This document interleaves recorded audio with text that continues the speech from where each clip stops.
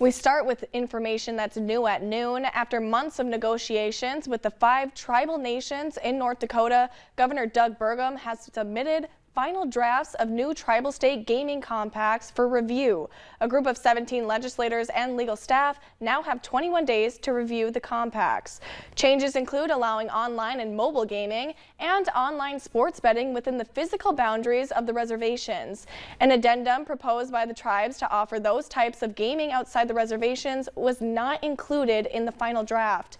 Other changes include lowering the legal age for gambling on reservations from 21 to 19 years old and allowing tribes to accept credit and debit cards for any purpose.